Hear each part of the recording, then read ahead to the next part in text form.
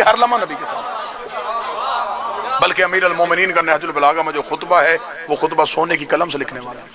मौला फरमाते हैं कि मैं बचपन में नबी के पीछे ऐसे चलता था, हाय हाय, जैसे ऊंटनी का बच्चा अपनी मां के पीछे चलता। हाय हाय हाय हाय। मैंने इतना नबी के मैं साथ रहा हूं, इतना नबी के साथ रहा हूं कि आप क्यों मौला अमीरुल मोमिनीन ने ऊंटनी की मिसाल दी? ये नहीं कि अरब में ये जानवर था तो इसलिए ऊंटनी की मिसाल दी, नहीं। हर जानवर की औलाद में ये चीज है कि अगर वो मां के पीछे चले, मसलन भेड़ का बच्चा मां के पीछे चल रहा है तो वो खेत में जा सकता है।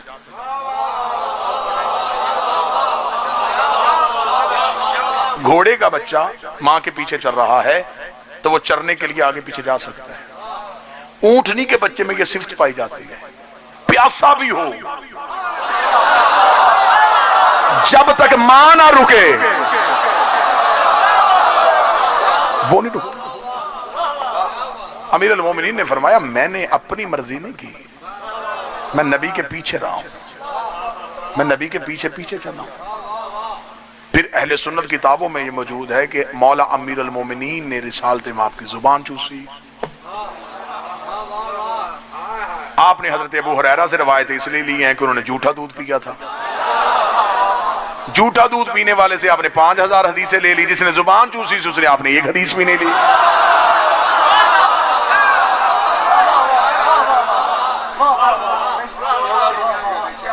मौला अमीर अल मोमिनीन से एक सवाल हुआ था, सवाल में पढ़ने लगा। मौला से एक सहाबी ने पूछा, या अली, रसूल ने फरमाया था कि जिक्र अली और इबादत, अली का जिक्र करना इबादत है। मौला ने फरमाया बेशक ये हदीस रिसालत माप है। सवाल देखिएगा सरकार, सवाल देखिए। उससे कहा इबादत किसकी होती है? कितना मुश्किल सवाल। मौला इबादत किसकी होती है? फरमाया अल्लाह की।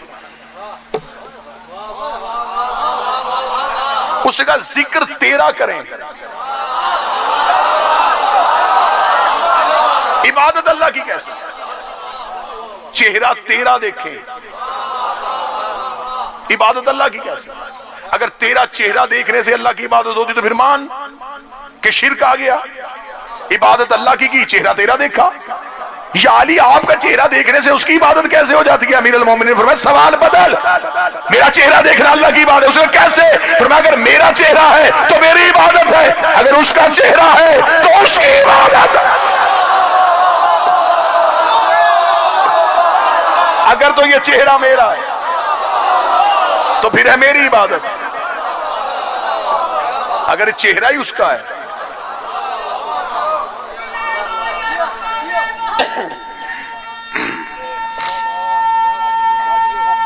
बिस्मिल्लाह।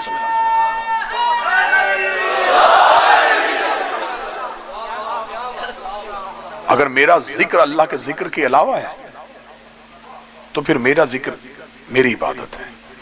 अगर मेरा जिक्र ही उसका जिक्र है तो फिर मेरा जिक्र भी इबादत है। लिहाजा हमें दीन उससे लेना है कि जिसमें तहकीक भी नहीं है, जिसमें गलती की गुंजाइश भी नहीं है, और जो हर लम्हा रसूल के साथ रहा है। हजारों दफा नहीं लाखों दफा मिसाल इस कौम के सामने दे चुका हूं, बार बार इसलिए दोहराता हूं कि शायद ये दलीलें जो होती हैं किताबों से दलील दी हुई बंदे कह देते हैं कि ये तहकीक गलत है, ये रावी अच्छा नहीं है, ये किताब मुस्तनिद नहीं है, ये रवायत बड़ी ज़ईफ है। मैं कोशिश किया करता हूं कि अपनी तकारीर को दलीलों से सजाऊं, क्योंकि दलील जो होती है ये कभी रद्द नहीं होती। दलील की रद्द हमेशा दलील से कही जाती है, या तो उसके मुताबिक दलील लेके जाए। मैं बार बार दलाइल इसलिए दोहराता हूं, मैं तकरीर की, मैंने अभी मिसाल दी, इतने लोग भूल गए, आप भूल गए, आपको नहीं खबर। ये पता है कि मौजू क्या है, ये नहीं पता कि लफ्जों की तरतीब क्या है, लफ्जों का रब्त क्या है। मजलिस खत्म हुई, आप रावलपिंडी इस्लामाबाद में फैल गए, सुबह को आप अपने कॉलेज, स्कूल, दफ्तर, यूनिवर्सिटी गए, किसी ने आपसे पूछा कि साहिब रात कहाँ थे? आपने कहा जी मजलिस में था। कहाँ थे तहजीब भाई? दरबार शाह चंद चिराग में था। वहां क्या था? वहां मजलिस थी। किसने पढ़ी थी? फैसलाबाद से खतीब आया था। उसने क्या पढ़ा? अब जिसने आपसे पूछा वो गैर हाजिर था, बात घूम के वहां आई है कि हमने 1400 साल पीछे राब्ता करना है। खिताबत उसको कहते हैं कि प्रकार की तरह घूम के वहीं पे वहीं आ जाए जहां पे बात शुरू हुई थी। अब हमने 1400 साल पीछे राब्ता करना है। आपसे गैर हाजिर ने पूछा रात दरबार में क्या पढ़ा गया। अब आपने मेरी तकरीर अपने अंदाज से सुनाई,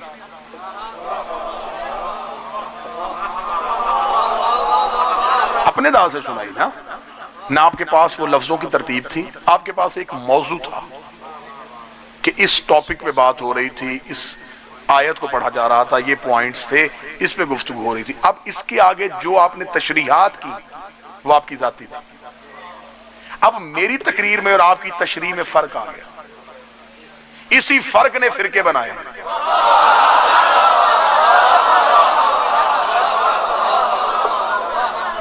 गुफ्तगू नबी की थी, तशरीह लोगों ने अपनी मर्जी की थी, फर्क आ गया। मसलन मुझसे कोई पूछे कि जनाब आपने ये लफ्ज के मैंगो, जी मैंने तो नहीं कहे, जिसने मुझे बताया मैंगो, आपको जिसने बताया वो ठीक नहीं है, उसने अपनी अकल के मुताबिक बताया। मेरी गुफ्तगू का सियाको सबाक ये नहीं था। मैं जिस पसे मंजर के तहत गुफ्तगू कर रहा था वो पसे मंजर ही ये नहीं है। मैं तो इस मौजू पे बात कर रहा था। अब जितनी अपनी गुफ्तगू को मैं वजाहत कर सकता हूं, आप में से कोई वजाहत नहीं कर सकता। इसका मतलब है कि अगर दीन निकला है नबी की जुबान से, वजाहत वो करेगा जो नबी जैसा होगा।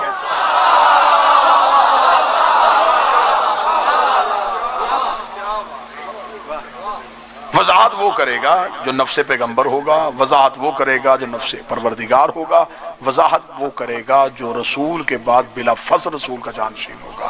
अगर मजमा बेदार है तो जुमला वो कर देता हूं, वजाहत वो करेगा जो तस्लीम की मंजिल पे होगा, जिसकी बात को बयान ही तस्लीम किया जाएगा। मैंने एक वाकया पढ़ा तो मैं दोबारा पढ़ता हूं। एक हुकूमत के खलीफा के दरबार में एक मसला आ गया। उन्होंने कहा जी एक सवाल है, वो परेशान कर रहा है और साहिल दरवाजे पे खड़ा है। उन्होंने कहा साहिल को अंदर लेके, शाह साहब जरा सवाल देखिए। उसने कहा जी साहिल का सवाल यह है कि मेरा जो मालिक था वो मरते हुए वसीयत करके गया है, और वसीयत ये करके गया है कि उसके हैं 3 गुलाम। वजह साहब 3 गुलाम। उसने वसीयत की है कि एक गुलाम को बेटी का रिश्ता दिया जाए मेरी, और आधी जायदाद दी जाए। एक गुलाम को सिर्फ आधी जायदाद दी जाए, एक को कत्ल किया जाए। नाम किसी का नहीं लिखा।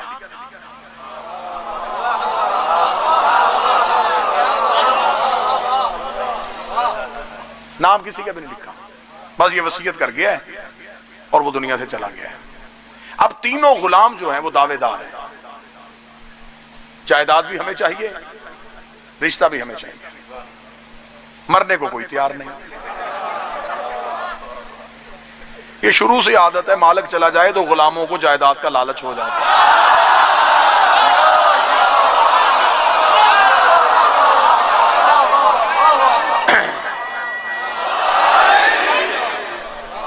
गुफ्तगू पहुंच रही है सरकार। कोशिश कर रहा हूं कि बिल्कुल होम्योपैथिक बहस हो, जिसका साइड इफेक्ट जो है वो कहीं से कोई ना आ सके। बिल्कुल मीठी गोलियां जिससे शिफा भी पूरी हो जाए और तकलीफ भी ना हो। कुछ कैप्सूल जो होते हैं वो हलक से बड़ी मुश्किल से उतरते हैं। ये हकाइक के कैप्सूल हैं जो मैं कोशिश कर रहा हूं कि मैं दलील के पानी से उतारूं और मुसलमानों के मेदे से हजम कर लें। अब इस पे जी अमल करना है जी, बताएं कैसे करना है। मौजू का रब्त आपके जहन में रहना चाहिए। दीन लेना है तस्लीम की मंजिल पे, रसूल के बाद उनसे लेना है जो तस्लीम की मंजिल पे हैं। दलाइल जितने बेहतर से बेहतर दे सकता था, एक वकील होने की हैसियत से मैंने दे दिए कि ये दलाइल हैं हमारे इमामत को मानने के लिए। अब ये एक वाकया कोट कर रहा हूं, ये अहले सुन्नत किताबों में लिखा हुआ है, अहले सुन्नत किताबों में इसका मुकम्मल अंदराज है। उन्होंने कहा जी आप बताएं कि कैसे अमल करें। हाकम ने कहा जी वसीयत दिखाओ। वसीयत देखी, वसीयत तो है, नाम किसी का नहीं। उन्होंने कहा इस पे हम अमल कैसे करें जब वो ही किसी का नाम नहीं लिख के गया। तो हम किसी बेगुनाह को सजा दे देंगे? भाई हमसे नहीं ये फैसला होगा। जब फैसला वापस हुआ, साइल ने एक सवाल किया है, वो जो सवाल तारीख में, उसे कहा आप हाकिम हैं या वारिस हैं? काश आप इस जुमले की वुसअत को समझ लेते। मेरी 5 दिन की मेहनत ही इसी एक जुमले पे। आप हाकिम हैं या वारिस हैं? आपने सिर्फ हुकूमत कायम की है या वारिस है पैगंबर? दरबार से यह जवाब आया कि हम हैं हाकिम, हुकूमत हम चला रहे हैं। उनका जो इल्म नबी था वो किधर है?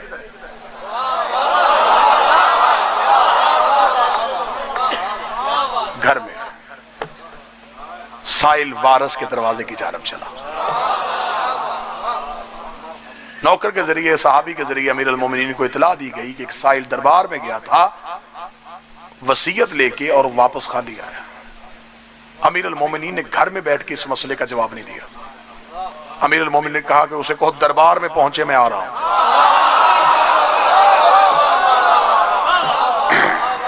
दरबार में पहुंचे, वो वापस जब दोबारा दरबार में पहुंचा तो हाकिम ने कहा तू फिर आ गया भाई? उसने कहा जी इंतजार कर रहा हूं, वारिस आ रहा है।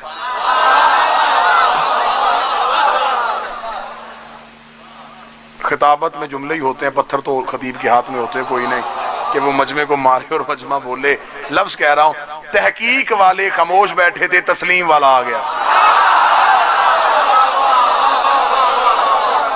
तहकीक वाले खामोश थे, तस्लीम वाला। अमीर अल मोमिनीन आए, आवाज जमीन पे खत कर रही थी, चेहरे पे जलालत। दरबार में आए अमीर अल मोमिनीन ने देखा जलाले अली की वजह से हाकिम तख्त से खड़ा हुआ, दरबारी खड़े। मौला उनकी तरफ मतवज्जे नहीं हुए। मौला साहिल को कहा तेरे पास वसीयत है? वसीयत है। मौला अमीर अल मोमिनीन ने कहा गुलाम किधर है? या अली बाहर खड़े। फरमाया कंबर एक गुलाम को लेके आ।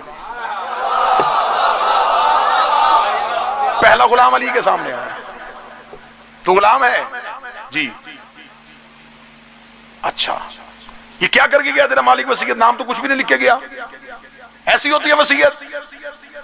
ऐसे करके जाते हैं वसीयत? अली ने अपनी तलवार खेली, पकड़ तलवार, कब्र खोद उसकी, निकाल उसे, काट दे। उसे अमीर मोमिनीन का जलाल देखा, कहता या अली तलवार अपने पास रखे, कुछ नहीं चाहिए मुझे।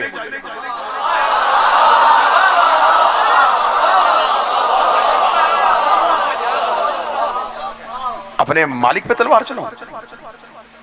अली फरमाया कंबर इसे बाहर ले जा, अगले को बुला। अमीर ने कहा पकड़ तलवार, कब्र खोद उसकी। चला, दरबार के दरवाजे तक पहुंचा, वापस आ गया। या अली मुझसे नहीं होगा, नहीं, जमीर इजाजत नहीं दे रहा, तलवार रख। तीसरे को बुला। तीसरा अली ने वही जलाल दिखाया, ऐसे करके जाते वसीयत। उसने कहा मैं तो खुद सोच रहा था कि वसीयत में नाम क्यों नहीं लिखे गया। पकड़ तलवार, कत्ल कर। वो दौड़ा कब्र की जानब, तारीखी हकाइक पढ़ रहा हूं। वो कब्र की जानब दौड़ा। मौला मिल कंबर इसके पीछे जा, जो ही कब्र खोदने लगे गिरफ्तार कर लेना। कुछ ऐसे गुलाम भी होते हैं जो जायदाद की लालच में मालिक पे ही तलवार निकाल लेते हैं। हाय हाय हाय हाय हाय हाय हाय। साहिबाने इशारा के लिए इशारा था। गिरफ्तार करके ले गया, गिरफ्तार होके वापस आया। तहकीक वाला खामोश था। उसने कहा यार ये क्या हुआ? फरमाया जिसने पहला इनकार किया था इसे रिश्ता भी दो, आधी जायदाद भी दो। जो आधे रास्ते से वापस आए इसे आधी जायदाद दो। जो कब्र तक पहुंच गया इसे कत्ल करो। ये कह के अमीरुल मोमिनीन जाने लगे। हाकिम ने खड़े होकर कहने लगा, या अली इतनी जल्दी इतना आसान फैसला ऐसे कैसे कर दिया? मरहबा या अली, मरहबा या अली, मरहबा या अली। दरबार से मरहबा की आवाजें आ रही थी। अमीरुल मोमिनीन ने हाकिम की आंखों में आंखें डाली, आंखों में आंखें डाल करके कहा कि मैंने ये फैसला इसलिए किया है, मैंने इनकी रगों में वफा ढूंढी है, मैंने इनकी रगों में वफा ढूंढी है कि इनकी अपने मालिक के साथ वफा कैसी थी। जिसकी जितनी वफा हो वो उतना हकदार होता है। ये कह के अली दरबार से बाहर गए। कंबर ने पीछे मुड़ के हाकिम का चेहरा देख के कहा, जो मुसलमान की वसीयत को नहीं जानते उन्हें मोहम्मद की वसीयत का क्या, उन्हें क्या इल्म के पैगंबर की वसीयत।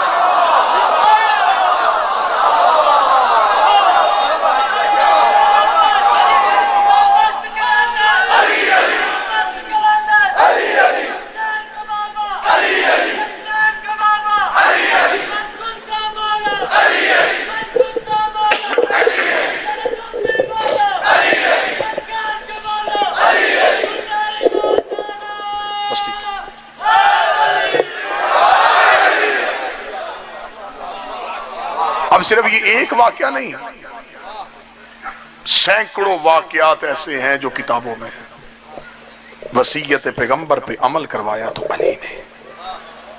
तो बाद अज़ रसूल हमें वो चाहिए जिसकी बात को आंखें बंद करके तस्लीम किया जाए। फिर जिनको तस्लीम किया जाता है उन पे दरूद पढ़ा जाता है। जिन पे दरूद पढ़ा जाता है वही लोग होते हैं जिनमें यह अहलियत होती है कि उन्हें अल्लाह हुज्जत इलाहिया बनाए। जिन्होंने पैगंबर की वसीयत पे अमल किया था, बेटे मैदानों में मारे गए, बेटियां बाजारों में मारे गए। इतना दीन पे खर्चा किसी नबी के बेटे का नहीं आया जितना दीन पे खर्चा अली की शरीफ बेटियों का। हर रोज पड़े हैं किसी न किसी मासूमा के दर्द। आज 2, 4, 6, 7 ने जितनी बर्दाश्त में हो सके वो सुनना उस शहजादी के दुख जो बाप की जीनत थी।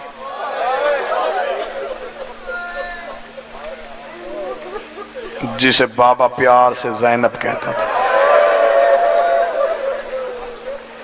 जो फातिह शाम है, जो अली की अली बेटी है, जिसे अहले सुन्नत भाई लिखते हैं करबला की शेर दिल खातून। मदीने से चली तो बतूल, मक्के आई जानशीन रसूल। करबला 8 दिन हसन बनी रही, शाम गरीबा की रात अब्बास बनी। 11 मुहर्रम को फिर अली बन गई। करबला से चली कूफा, शाम 72 बाजार, 144 गलियां, 288 मोड़, शराबियों के मजमे, पत्थरों की बारिश, बदमाशों का हजूम। 9 बार यजीद के दरबार में पेश हुई। 1 साल बगैर छत वाले जिंदान में बैठी रही। शाम से रिहा होके फिर मदीने गई, मदीने से कैद होके फिर शाम आई। 6666 मील नंगे पांव नंगे सर सफर करके 15 रजब को शाम की पहाड़ी पे आके रो के कहती, मेरे अल्लाह अब ज़ैनब थक गई, मेरे अल्लाह तेरा दीन बच गया, मुझे मां कहने वाला कोई नहीं बचा। मेरे अल्लाह नस्ल पैगंबर बच गई, मेरी नस्ल सिपा हो गई। आज पूरी दुनिया में किसी भी सैयद से जाके पूछो किसकी औलाद है, कोई कहेगा हसनी हूं, कोई कहेगा हुसैनी हूं, कोई कहेगा जाफरी हूं, कोई कहेगा नकवी हूं, कोई कहेगा तकवी हूं। किसी ने आज तक कहा है कि मैं ज़ैनबी सैयद हूं। आपको क्या मिंबर से सुना कि बीबी ने करबला में 2 बेटे दिए? सिर्फ 2 बेटे दिए नहीं, नस्ल कत्ल करवा के आई है अली की, पूरी नस्ल दी है बीबी ने करबला में। अल्लाह आंसुओं को सलामत रखे। कोशिश करना जितना बर्दाश्त कर सकोगे। हर रोज कोशिश कर रहा हूं कि जहां तक बर्दाश्त जाए वहां तक मुसीबत पढ़ूं और आपको सलाम करूं। लाड नाज से पली हुई अली की बेटी जो बाबे के सामने कभी नहीं बोली थी। कितना मुश्किल था जो बाप के सामने नहीं बोली, वो शराबी के दरबार में खड़ी।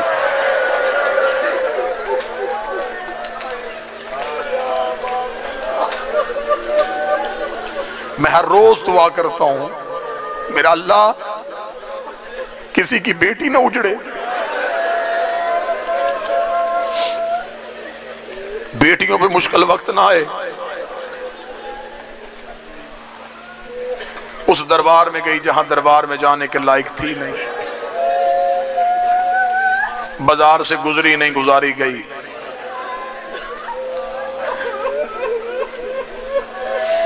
दरवाजे के बाहर रुकी नहीं, रोकी गई। सैयद बैठे हो तो हाय कह के जुमले का इस्तकबाल करना, ऊंट से गिरी नहीं, गिराई गई।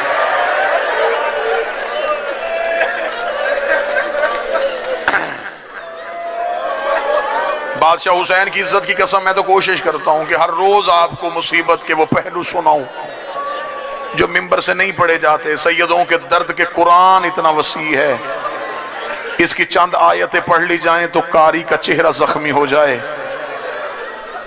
मैं कोशिश करूंगा क्योंकि मखदूमा का तज़किरा है, फातिह शाम का तज़किरा है, जितना हो सके उतना छुपा छुपा के पढ़ो। रो सको रोना, हाय कह सको हाय कह देना। मुझे इस बीबी की इज्जत की कसम है, सिर्फ हम तुम्हारे डर से बताते हैं कि शाम के बाजार में पत्थरों की बारिश हुई थी। आप पत्थर सुन के इतना रोते हैं, मैं गलत पढ़ूं, हुसैन मुझे माफ ना करे। शाम की कमीनी औरतों ने कपड़ों को आग लगा के अली की बेटियों पे फेंकी है। जिसके हाथ में गर्म पानी था उसने उबलता हुआ पानी फेंक दिया। सज्जाद कहते जब बाजार शाम अबूर किया, दीवार के साथ लग के खड़ी हुई अली की बहू बेटियां, सज्जाद कहते मैं पहचान ही नहीं सका इनमें अकबर की मां कौन है, असगर की मां कौन। इतनी जख्मी हो गई। हाथ पकड़ना, हाथ पकड़ना, हाथ पकड़ना, हाथ पकड़ो, जो करीब बैठे हो हाथ पकड़ो। इतनी जख्मी हो गई अली और मुस्तफा की बेटियां। मैं जख्म पढ़ूं कलेजे फट जाएं। कैसे गुजर गई शाम के बाजार से। आप क्या समझते हैं कि आसान काम था? ये बहनें बेटियां बैठी हैं, बाबा अहमद शाह जी, अहमद भाई, बिलाल शाह साहब, परवान शाह जी, तहजीब भाई, जितने इज्जतदार सादात और गैर सादात बैठे हैं। भाई बहन के साथ बाजार जाए ना खरीदारी के, बाबा जी बहन पीछे चलती है, भाई आगे चलता है। रश ज्यादा हो ना,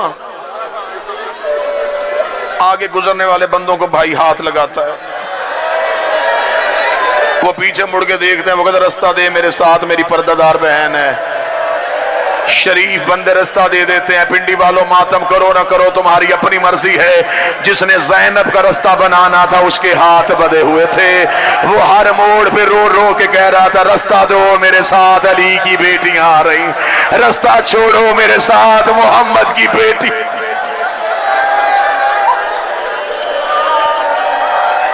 जिसने रास्ता बनाना था वो कैदी था, उसके अपने हाथ बंधे हुए थे।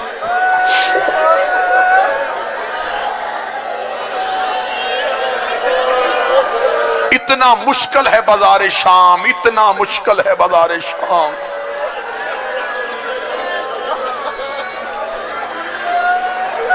मुझे अल्मे अब्बास की कसम है, आधा बाजार अली की बेटी ने ऐसे अबूर किया है जैसे अकबर की लाश पे हुसैन है।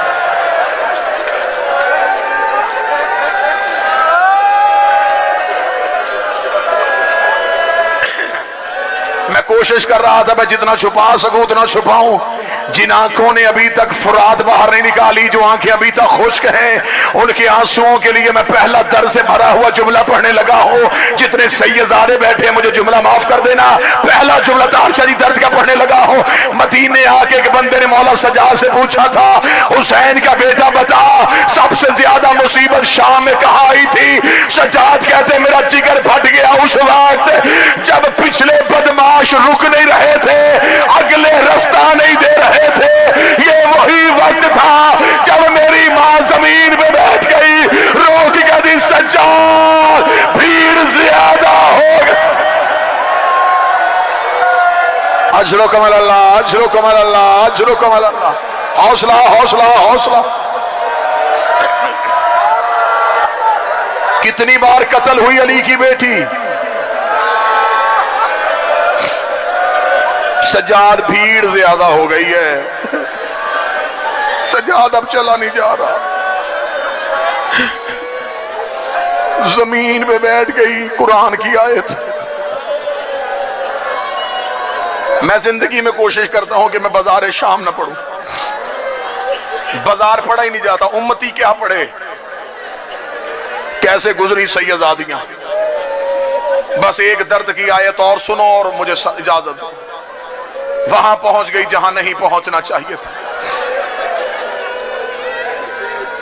तुम्हारी बर्दाश्त से बाहर हो रहा है, मैं जुमले तब्दील करता हूं। जितना हो सके मैं उतना अदब में लपेटता हूं। तख्त पे बैठा था कायनात का सबसे बड़ा हरामी, दीवार के साथ लग के खड़ी थी कुरान की आयतें। अब इससे ज्यादा अदब मैं क्या पढ़ूं? अगला जुमला फिर छुपा के अदब से पढ़ूं। जो रस्सी यासीन के गले में थी वही कौसर के गले में थी। यासीन अपनी कमर सीधी करती, कौसर के तलवे जमीन से उठ जाते। रो के कहती अम्मा कमर झुका, मेरे गले की रस्सी तंग हो गई है। बस एक एक मंजर पढ़ना है और इजाजत। हौसले के साथ एक मंजर सुन। दीवार के साथ लग के खड़ी थी कुरान की आयत। जितने जवान बैठे हो, जितने मातमी बैठे हो, जितने रो रहे हो, तुम्हें गैरत सैयदा का वास्ता, जिंदगी में कभी शराब ना पीना। इस शराब ने अली की बेटियों का बड़ा नुकसान किया है। ये कमीना शराब का जाम रख के कहने लगा इनमें से अली की बड़ी बेटी कौन है? इतना कहना था या अब्बास का सर नेज़े से तड़पना शुरू हुआ। आवाज आई दे देती इजाजत, और तेरा नाम मैं दरूद पढ़ के लेता था, और तेरे सामने कभी जिंदगी में कभी नहीं आया। हौसले के साथ जवान हौसला करो तो मैं मंजर पढ़ूं।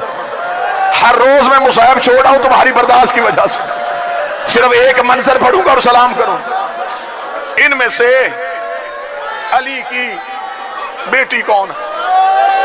दीवार के साथ खड़ी थी, कायनात की सबसे बड़ी मुखद्दरा।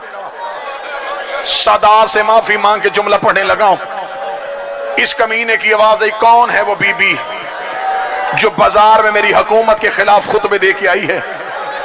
जो दाईं तरफ कमीना खड़ा था उसने कहा वो जो सबसे आखिर में खड़ी है, सफेद सर वाली ज़ईफा, इसकी कमर के पीछे खड़ी है अली की बेटी। इसने कहा ये सफेद सर वाली ज़ईफा कौन है? वो कमीना देखने लगे इन सैयदों की कनीज है। उसने कहा कनीजें पीछे चलती हैं, ये आगे क्यों खड़ी है? उसने कहा इसने पूरे रास्ते में अली की बेटी का पर्दा नहीं छोड़ा। ये कमीना देख के लगा इस ज़ईफा को हटा, इसे क्या मेरे दरबार में पर्दे की जरूरत नहीं है, तू बर्दाश्त कर ना कर, रो ना रो, अब मैं पढ़ता चला जाऊंगा। ये कमीना चलता चलता वहां आया जहां फिजा खड़ी थी। इसने आके कहा लगा ज़ईफा पर्दा छोड़। फिजा देख लगी आज के दिन के लिए तो मैं जिंदगी मां के लाई थी, मैं मर सकती हूँ, मैं अली की बेटी का पर्दा नहीं छोड़ सकती। इस कमीने के हाथ में तो लोहे की चीज थी, इसने फिजा के सर पे रखी। फिजा के चांदी जैसे बाल यकूत की तरह सुर्ख हुए। इधर फिजा के बालों में लहू की लकीर आई। अली की बेटी ने फिजा की कमर पे सर मारा। बीबी रो के कहती अम्मा पर्दा छोड़। फिजा रो के कहती या मां ना कह, या पर्दा छोड़ने का ना कह, मुझे बता आज ज़हरा होती। हौसला हौसला हौसला हौसला, पकड़ो जवान को। हौसला अल्लाह बहनों को नसीब हो, अल्लाह मां को नसीब हो। मोहम्मद की बेटियां तेरी जवानी को किसी की नजर ना लगा, जो अली की बेटी का रुखसार पे मातम कर रहा, जिसे खबर है कि सकीना कितनी जख्मी थी। बर्दाश्त करो तो मैं जुमला पढ़ू। पर्दा छोड़,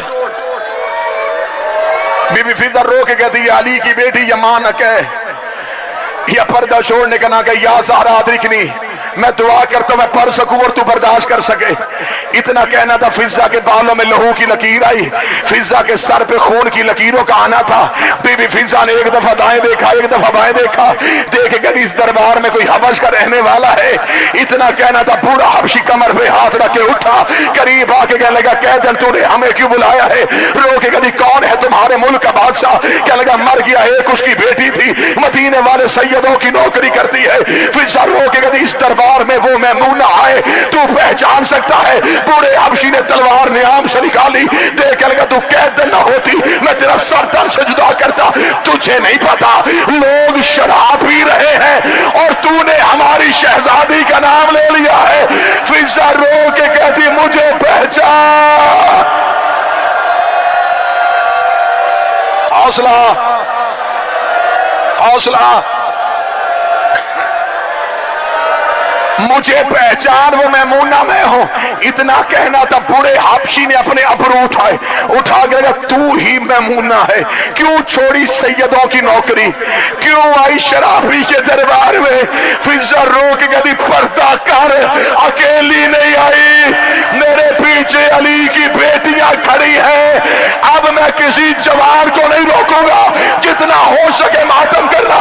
पूरे हबशी ने इशारा किया, 70 हबशियों ने तलवारें निकाली, यजीद के तख्त को घेरे में लिया, लेकिन उतर बेगैरत तख्त से नीचे तूने हर किसी की बेटी को अली की बेटियों की तरह लावारिस समझा है। इतना जुमला कहना था, ज़ैनब कड़ियों में तड़प गई, रो के कहती, अब्बा फिजा के वारिस आ गए।